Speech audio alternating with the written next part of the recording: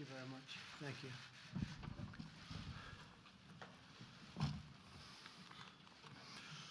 Well, thank you all for being here. We've had a tremendous 3 days in New York at the United Nations. I want to thank the Secretary General. It's been really incredible what's been taking place, and he's been a fantastic host to a lot of countries. The meetings I had on a bilat or close were pretty staggering. I think we set a new record, but you'll have to check that out. We met for pretty extended periods of time, either 2-on-2, 1-on-1, or just about at that level, with Pakistan, Poland, New Zealand, Singapore, Egypt, South Korea, United Kingdom, India, Iraq, Argentina, Germany, Brazil, France, Japan, Ukraine, Honduras, El Salvador, Saudi Arabia, Jordan, Bahrain, Kuwait, Qatar, Oman, UAE, Chile, Colombia, Ecuador, and Peru. Other than that, we weren't too busy over the last 3 days. And unfortunately, the press doesn't even cover it. You know, we've made some fantastic deals, like with Japan. For farmers, we have a tremendous trade deal with Japan, and that doesn't get covered because you waste your time on nonsense. The PMI manufacturers index has gone substantially up, which was an incredible. Larry Kudlow, wherever you may be. Larry, please stand up. He just gave me these numbers. And existing new home sales are through the roof. Just came out. Oil prices have gone down ever since the Saudi Arabia incident, and they've gone down very substantially, so we have plenty of oil. But those numbers were surprising to you, Larry, and the extent of the increase. Is that a correct statement? So thank you, Larry Kudlow. We think we'll make this little announcement to you because important, you know, the so-called whistleblower, the one that didn't have any first class or first rate or second tier information, from what I understand. You'll have to figure that out for yourself. But I've spoken with Leader Kevin McCarthy and the Republicans, many of them, and we were going to do this anyway, but I've informed them, all of the House members, that I fully support transparency on the so-called whistleblower information, even though it was supposedly secondhand information, which is sort of interesting. And other things have come out about the whistleblower that are also maybe even more interesting. But also insist on transparency from Joe Biden and his son Hunter on the millions of dollars that have been quickly and easily taken out of Ukraine and China. Millions of dollars, millions and millions of dollars taken out very rapidly while he was vice president. And I think they should have transparency for that. I've informed the leader about that. And additionally, I demand transparency from Democrats who went to Ukraine and attempted to force the new president, who I met and is an outstanding person, who just met a little while ago. Some of you were there. I think he's going to be outstanding. He got elected on the basis of corruption. He wants to end corruption in Ukraine, and I think that's great. But they went there and they wanted to force the new president to do things that they wanted under the form of political threat. They threatened him if he didn't do things. Now, that's what they're accusing me of, but I didn't do it. I didn't threaten anybody. In fact, the press was asking questions of the president of Ukraine, and he said, no pressure. I used the word pressure. I think he used the word push, but he meant pressure, but it's the same thing. No push, no pressure, no nothing. It's all a hoax, folks. It's all a big hoax. And the sad thing about this hoax is that we work so hard with all of these countries, and I mean, really hard. I've been up from early in the morning till late in the evening, and meeting with different countries, all for the good of our country, and the press doesn't even cover all of this. And it's really disappointing also to those countries that are with us and spend so much time with us. So we want transparency. We've informed Kevin McCarthy about transparency, and we said vote for it. So I think you'll have close to 100% of the Republican votes, I hope. And it got almost no attention, but in May, CNN reported that Senators Robert Menendez, Richard Durbin, and Patrick Leahy wrote a letter to Ukraine's Prosecutor General expressing concern at the closing of 4 investigations they said were critical. In the letter, they implied that their support for U.S. assistance to Ukraine was at stake. If they didn't do the right thing, they wouldn't get any assistance. Gee, doesn't that sound familiar? Doesn't that sound familiar? And Chris Murphy, who I've been dealing with on guns, so nice. He's always, oh, no, we want to work it out. We want to work it out. But they're too busy wasting their time on the witch hunt.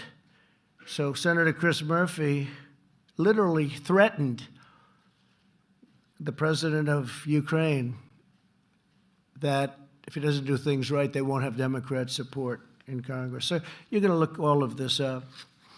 One other thing, I'm just going off certain notes and elements of what we've been doing over the last 3 days, but this just came up a few minutes ago.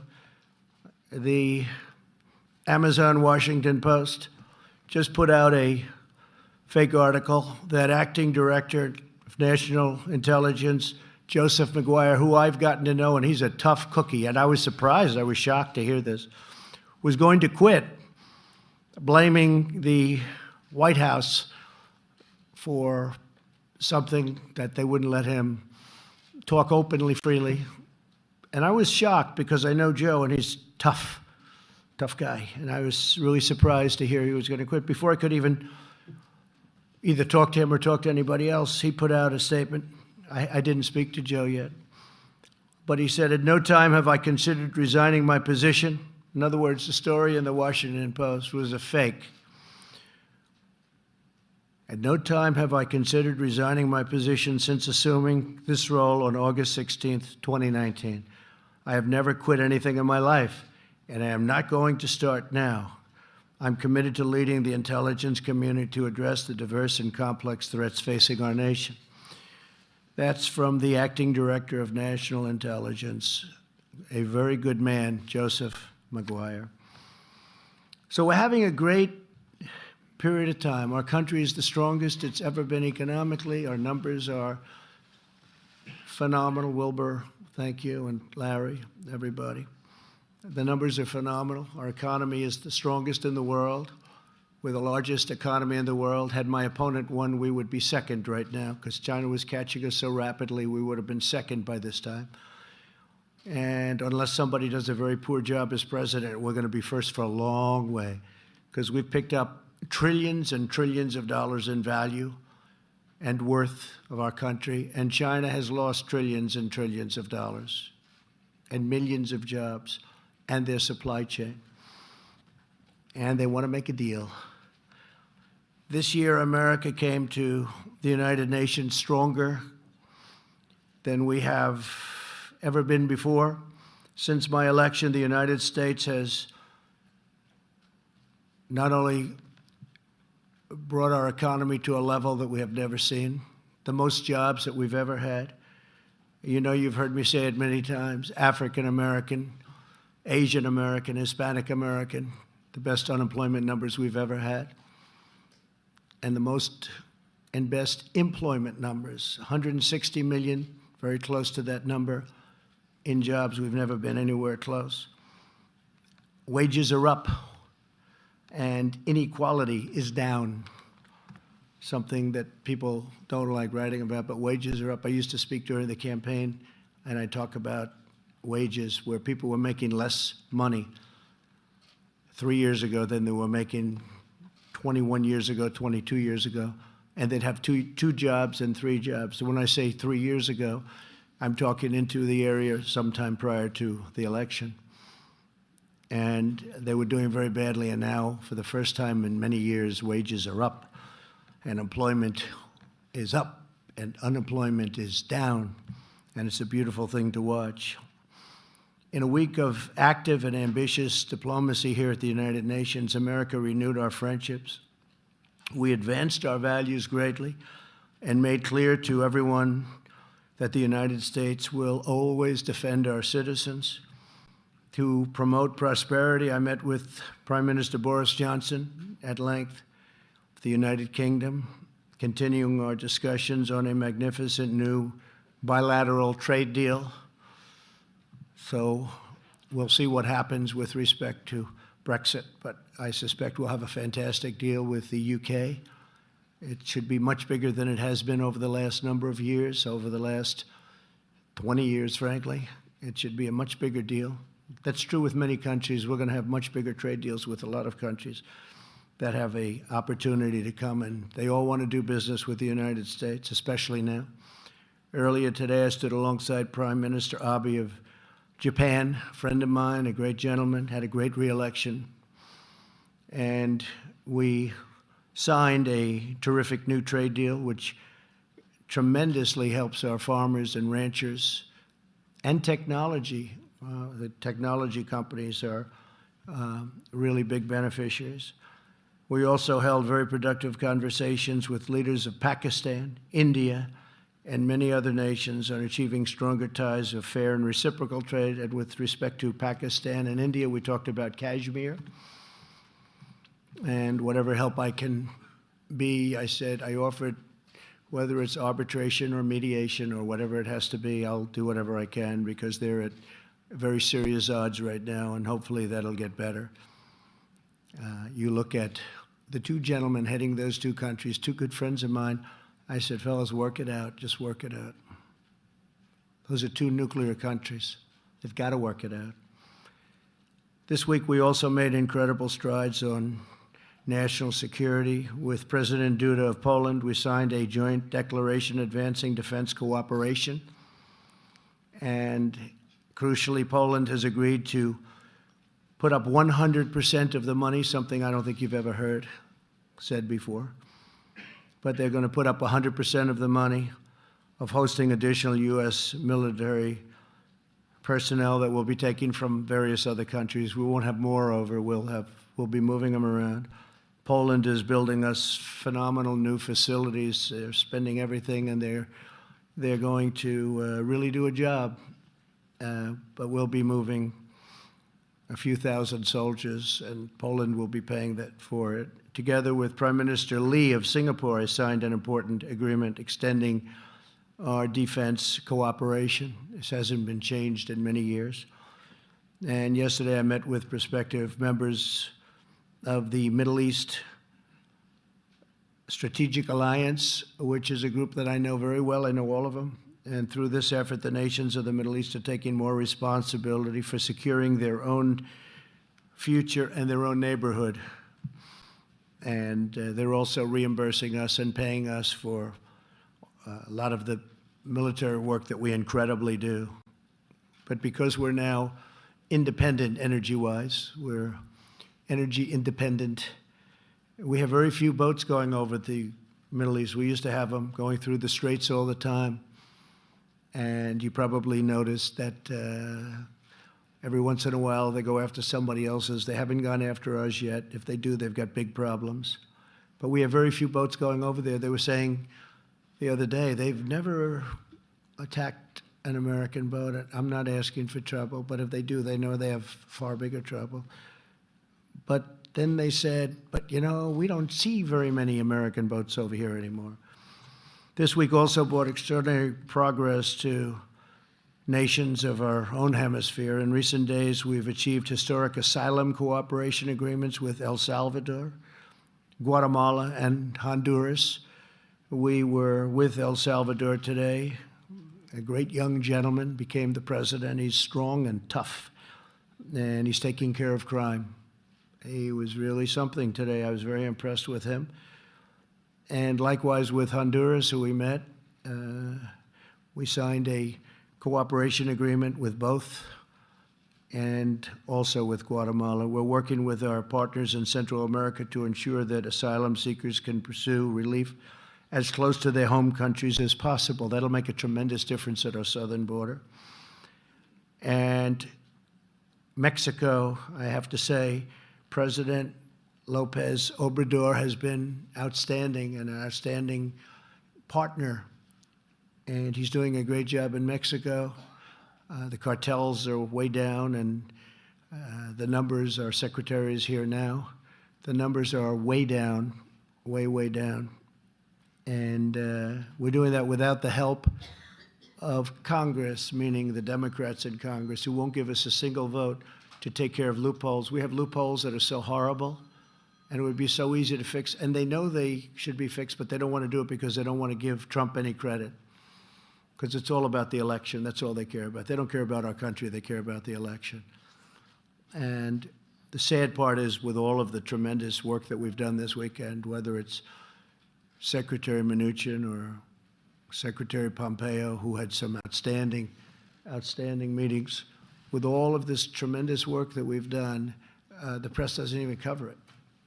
And the Democrats did this hoax during the United Nations week. It was perfect, because this way it takes away from these tremendous achievements that we're taking care of doing, that we're involved in New York City at the United Nations. So that was all planned, like everything else. It was all planned.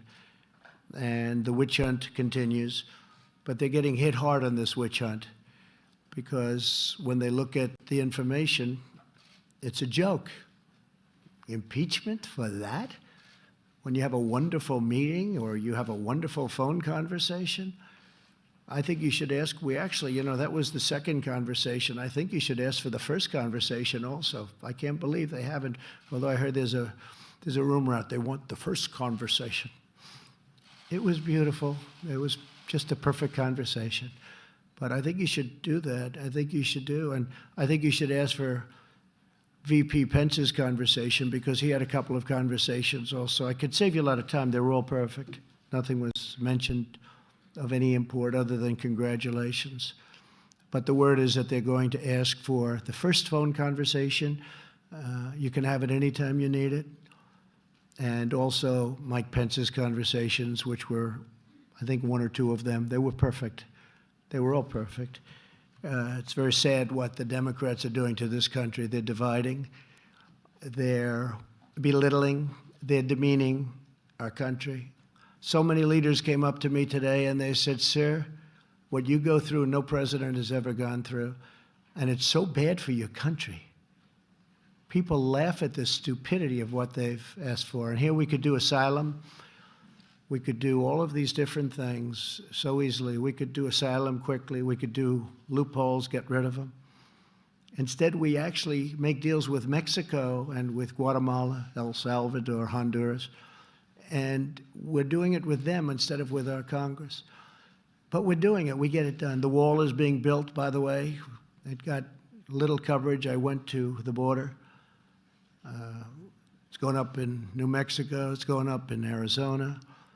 It's going up in California, believe it or not. They really wanted that wall in California and San Diego. As soon as it was completed, they said, "We don't want a wall."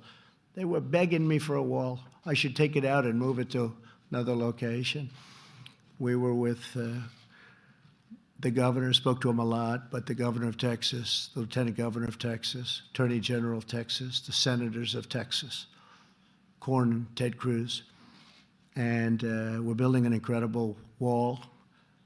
It's going to, number one, it's going to look great. It's going to be virtually impossible to cross unless you're one hell of a mountain climber.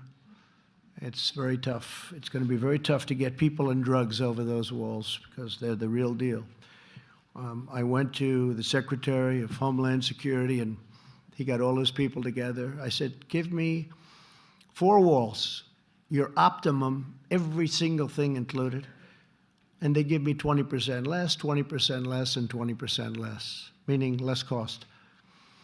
They came back, they said, "This is the wall, sir. This would be the best. We have the panels on top, which are anti-climb panels. I don't know if you noticed the steel on top. We have a different design for a different area, but this anti-climate's very tough. We had people going out and real climbers telling us which is the toughest to climb, but these are anti-climb panels. Very tough to get across, and the wall is going up many miles a week. And we hope to have over 400, but maybe as much as 500 miles, which will pretty much do it because you have a lot of natural barriers. You have mountains, you have really rough rivers, you have some really rough land that you can't cross very easily. So they serve as their natural walls. But we will have, we think, over 400, but we could even have 500 miles to combat the malice and corruption of both the Venezuelan and Iranian dictatorships. Today, I issued proclamations suspending the entry into the United States of senior regime officials and their families. And further, to promote American values, on Monday, I was proud to be the first president in history to host a meeting at the United Nations. I'm so surprised, first president for this. I can't believe that I'm first. I spoke to Franklin Graham about that. I can't believe it. At the United Nations on protecting religious freedom and liberty for people around the world. While some partisans and unelected bureaucrats in Washington may choose to fight every day against the interests and beliefs of the American people, my administration is standing up for the American people like no administration has in many, many years. You forgot the American people. You totally forgot the American people. This week, every week, I really can say, of my presidency, we're standing up for American prosperity, American security, and the American way of life. And together with our friends and partners, we're building a more peaceful, prosperous, and promising future. We have a tremendous relationship now with a lot of nations that are very happy with what's going on. And that includes in South America, where they've been so helpful, where nobody thought this would be possible. The relationship with Mexico as an example, or El Salvador, or Honduras, or Guatemala. Nobody even knew about it, yet we sent them hundreds of millions of dollars. And all we got back was caravans of people pouring in. We had tremendous, it was terrible. And we've got that stopped, and the countries are now helping us. And we stopped those payments, by the way. We don't pay those countries that money anymore. But I will tell you, if they're as good as they seem to be, they're really doing a job on crime and stopping the wrong people from leaving and coming to the United States. We'll be helping them a lot with economic development projects and other things. So with that, we had a tremendous 3 days. It was beautiful to see.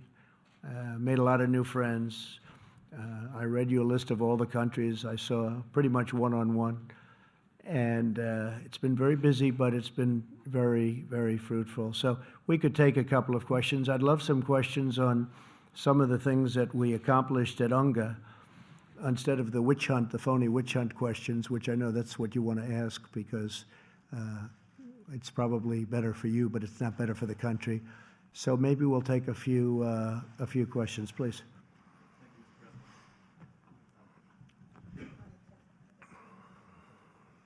Thank you, Mr. President. You've suggested that you didn't do anything wrong in the course of your conversations with the Ukrainian president. But can you explain to the American people why it is appropriate for an American president to ask a foreign leader for information about a political rival, and what you would have said if you discovered that Barack Obama perhaps had asked a foreign leader for information about you before you campaigned for the presidency? Well, that's what he did, isn't it, really, when you think about it? Look, that whole witch hunt was started, and hopefully that'll all come out. But there have been some fantastic books written that just came out, whether you look at Greg Jarrett or McCarthy's book that just came out recently, and so many other books. I mean, a lot of books are coming out. When you start reading those books, you see what they did to us. What they've done to this country is a disgrace. They've hurt this country very badly, and no other president should have to go through what I've gone through. The new president of Ukraine is looking to stop corruption. There's a lot of corruption going on, and there was corruption. I just told you about senators that threatened him with votes and no money coming into Ukraine if they do things. That's really what people are trying to say that I did, but the only difference is I didn't do it. You take a look at that call. It was perfect. I didn't do it. There was no quid pro quo, but there was with Biden and there was with these senators. And they threatened. They said, you do this, you do that, we're not going to give you votes. That's the real deal. So we have an honest group of people that have been maligned, and it's a lot of people say I'll do even better. I'm very happy. Yesterday, I guess we had a 53 poll, and a lot of people say add 10 points to anything. Anybody voting for Trump, you can add, anytime you get a poll, you can add 10 points or 7 points or 6 points, take it any way you want. But I don't know if I consider that to be a compliment, but in one way it is a compliment. And I guess that's what happened in the last election. Far more people came to vote than anybody thought possible. So why should the American people then be comfortable with an American president asking a foreign leader for information about an American citizen? Well, I think you can look at your senators and you can look at Biden and you can look at all these other people. But what we're looking for is corruption. An investigation started called the Russian witch hunt, affectionately, and it was a total phony scam. It was set up by people within the government to try and stop somebody from getting elected. And after that person, namely me, won, and convincingly won at 306 to 223 in the Electoral College, which, by the way, when you run a race, if you're running if you go by the college, Electoral College, that's a much different race than running popular vote. And it's like the 100-yard dash or the mile. You train differently. And I can't help it that my opponent didn't go to Wisconsin and should have gone much more to Michigan and Pennsylvania and other places, but that's the way it is. We won an election convincingly, and then you had the text message on, well, if she doesn't win, we've got an insurance policy. How bad was that? You know what the insurance policy, that's sort of what has been taking place over the last number of years, the insurance policy. Now, there are a lot of very dishonest people. We're the ones that played it straight. And you know what? The millions of people out there that are looking at what's going on, those people understand it. They see it, and they think it's disgusting. And our people are being hurt, and our country is being hurt. When a Nancy Pelosi allows her position to be taken over by radical far-left socialists, or worse, that's pretty bad. That's pretty bad, especially when the senators and all of these other people have actually done what they're accusing me of doing, which I didn't do. I'm going to have Mike Pompeo say a couple of words. I'm going to have Steve Mnuchin say a couple of words, and then we'll do a couple of more questions. Mr. President, I thought I'd start by talking about Iran. We had a productive week. We saw the Europeans take a position with respect to the attacks that took place in Saudi Arabia, making clear this was Iran, just as President Trump and I had been saying, and have now joined us in saying that the existing JCPOA framework is just not going to work. It's not going to solve the world's problems. It's not going to create Middle East stability. Then we had a good set of meetings with our Middle East allies as well. The President joined for a meeting of the GCC where we talked again about how we can help deter. We want peace. We want a peaceful resolution with the Islamic Republic of Iran. We're hoping we can get that way. In the end, it'll be up to the Iranians to make that decision, or whether they'll choose violence and hate. And as the President said in his speech yesterday to the General Assembly, if their bloodthirst will continue. We hope that's the net. We hope we can get the opportunity to negotiate with them and get an outcome that's good for both them, for the United States, to make sure that they never have a nuclear weapon and that they can't foment their terror with ballistic missiles and in the way they have all around the world. And I think we made real progress uniting the world on that here over these past few days. Thank you. Thank you. As Secretary Pompeo said on Iran, we had very good discussions with all of our allies about the sanctions program, which is the maximum pressure and unity on the sanctions program. The Europeans made it very clear they would not do anything without our consent. And then on the economic front, we had the entire economic team here for all the meetings. Secretary Ross, Larry Kudlow, Ambassador Lighthizer just left to go back to D.C. He's working hard on trying to get USMCA passed. But we had a lot of productive discussions, the Japanese trade deal, and a lot of discussions on investing in the U.S., more jobs in the U.S., and more trade. Thank you. Okay. Go ahead, please. Thank you. Christina Partsinelos, Fox Business. I want to focus on markets because I'll leave it to everybody else to talk about impeachment. Markets reacted positively after you spoke about China and that it would happen sooner rather than unexpectedly. Yet you have the foreign minister of China saying that they have no intention of unseating the United States, and yet they're investing heavily in infrastructure and military. Not anymore, maybe. But what is And different maybe they this just say time? that, Christine. What is different this time, though? The fact that you're saying it's progressing. Oh, I just think it's progressing. I think they want to make a deal. They're losing their supply chain. Do you have something specific? Well, I don't want to say that, but I can tell you that these two men, and in this case, more specifically, Steve, we're having some very good conversations. And I guess it's next week that coming in, and the week after. So we have a lot of talks going on, and also by telephone. They want to make a deal, and you know why they want to make a deal? Because they're losing their jobs, and because their supply chain is going to hell, and companies are moving out of China, and they're moving to lots of other places, including the United States, and that's not good. That's far worse than they thought. And by the way, in the meantime, we're taking in billions and billions of dollars in tariffs. We're taking in tremendous numbers in tariffs, and we're helping our farmers who got targeted. Now, by the way, China is starting to buy our agricultural product again. They're starting to go with the beef and all of the different things. Pork, very big on pork. But if you look and if you see, and they actually put out, I think, a statement, but they're starting very heavy to buy our ag again.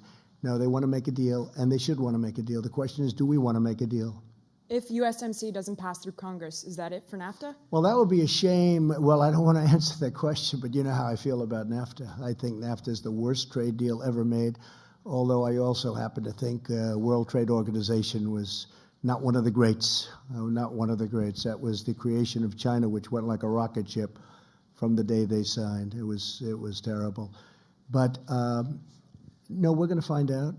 That's going to be a very interesting question with Nancy and Chuck and all of these people focusing on the witch hunt because they can't beat us at the ballot. They can't beat us at the ballots, and they're not going to win the presidential. We're having great polls. We have internal polls that are Ohio, Iowa, Pennsylvania's looking good. North Carolina, we just won 2 races that a lot of people we thought we were going to lose both those races. One was down 17 points 3 weeks before the race, and he ended up winning by a substantial margin, and Dan Bishop. And then we had a second race, as you know, and he was up 1 or 2 points, and he ended up winning by, 25 points or some incredible, I'll ask you folks, because I don't want to be inaccurate, otherwise I'll have a front page story. We have breaking news. Trump exaggerated. But he won by many, many points, and he was leading by maybe 2, maybe 3, but he won by in the 20s. So so we're looking great in North Carolina, looking great in Florida. And you had 1 or 2 congressmen, Democrats, saying, listen, we can't beat him at the election, so let's impeach him, right? Didn't you hear Al Green? That's a beauty. He's a real beauty, that guy. But he said very distinctively, it was all over the place. I don't know, they're trying to lose that tape, I guess. But he said, we can't beat him, let's impeach him. That's pretty dangerous stuff. Steve, go ahead. Thank you, sir. You had expressed some concerns about the precedent of releasing the transcript. Yeah, I don't Why like did you it. go ahead and do it? Because I was getting such fake news, and I just thought it would be better. And now they're asking for the first phone conversation, and I'll release that too if it's important to you. But they're asking for, because I had a conversation on a previous election plateau that he had hit. The current president hit a couple of different plateaus, and I spoke to him previous to the call that we released, which was a very innocent call, very, very innocent, very nice call. And as he said, I wasn't pushed, meaning pressured. He wasn't pressured at all. But I don't like the concept of releasing calls, because when a president or a prime minister or a king or a queen calls the United States, you don't like to say, gee, we're going to release your call to the fake news media, and they're going to make you look like a fool. What happens is it's hard to do business that way. You want to have people feel comfortable. So I hated it, but you folks were saying such lies, such horrible things about a call that was so innocent and so nice. In fact, Lindsey Graham said to me when he read it, it was very interesting. He's a good man. He's a smart man. He said, I can't believe it. I never knew you could be this really nice to a person. He said, I cannot believe it. You were so nice. I didn't think you had that in you to be so nice. I was nice. I'm nice to a lot of people. People don't understand that. But I was. But he was shocked that it was such a nice call. And he said, there is nothing here. And all fair people say the same thing. But I don't like the precedent, Steve. I don't like it where you're dealing with heads of state and to think that their call is going to be released. But I felt that, and, we spoke to Ukraine about it. Mike actually called up his counterpart, and we spoke to Ukraine about it because it could have been, if they didn't want us to do it, we would not have done it. But he actually said that was a very innocent call. You can release it all you want. And are you now braced for a long impeachment saga? Well, I thought we won. I thought it was dead. It was dead. The Mueller report, no obstruction, no collusion. You look at all of the things that happened.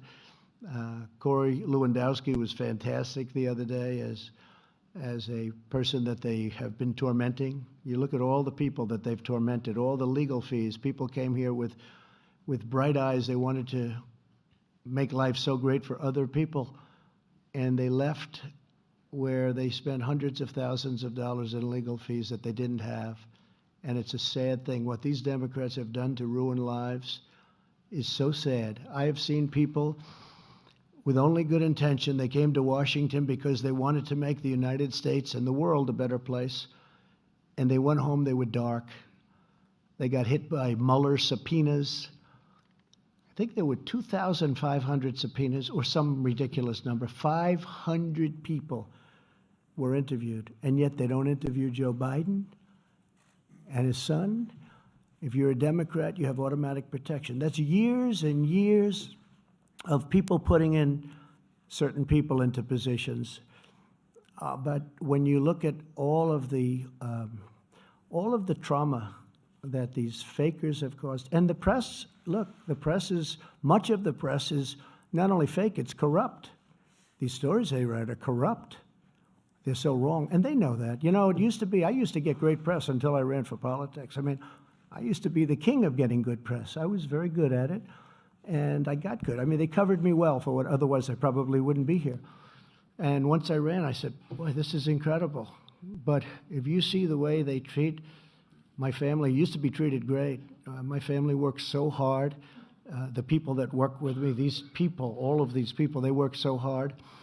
They've done such a good, look, we have the greatest economy we've ever had. We have a military, $2.5 trillion. We've rebuilt our military. You don't hear the vets complaining. We got choice approved. It couldn't be approved. But when you see what happened with the viciousness, and when you see little Adam Schiff go out and lie and stand at the mic, smart guy, by the way, stand at the mic and act like he's so serious, and then he goes into a room with Nadler, and they must laugh their asses off. They must laugh their asses off. But it's so bad for our country. People have said, Rush Limbaugh, great man. Sean Hannity said it. A lot of people have said it. Mark Levin, they said they don't know of one man anywhere in the world with all the men they know, or woman, that could handle what I've had to handle. And I think that's true, but I handle it. To me, it's like putting on a suit. All right, how about one more question? Question on the economy. A question on the economy. Go ahead. Go ahead. Hi, Mr. President. VPI-TV from Venezuela, Caracas, Venezuela. Good, wow. Yeah. How are you doing? It. How are you doing over there? Pretty bad. Yeah, Our situation I would say is pretty bad, yeah. Sad. Yeah, but we are fighting. And it was one of the great countries and one of the richest countries not so long ago, Yeah. 15 years ago. It's incredible. But we are going to make it. Right. I agree with that. And we're helping you. Yeah. We're helping you. Yeah, I know. And thank you.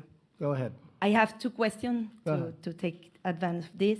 Maduro traveled to Russia and Diosdado Cabello to North Korea, two of the most antagonist nations in the U.S. interests.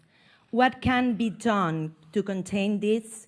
What are they looking for in that country? And because the special envoy, Mr. Abrams, said that the Russians are willing to negotiate it. This is one question. And the other, Mr. President, you say that the socialist is one of the biggest challengers. You said yesterday in the United Nations, but the region is far from safe. Maduro is still a dictator, full in power, and in Argentina and Brazil are under threat about the socialists and populists. Are you worried about it? Well, I just say that socialism will never happen in the United States, can't happen in the United States. And Venezuela, unfortunately, I have to use your country as the example of what socialism can do, how it can tear the fabric of a country apart. Because I know a lot about Venezuela. I've had many friends of mine come from Venezuela. They live, many in Miami, a certain section of Miami. I won't mention the name because they'll say I'm thinking about my business and I'm not. But they are fantastic people and they like your president. They voted overwhelmingly for me. They like what I'm doing for Venezuela. We have Venezuela very much in our hearts and very much in our sights, and we're watching it very carefully.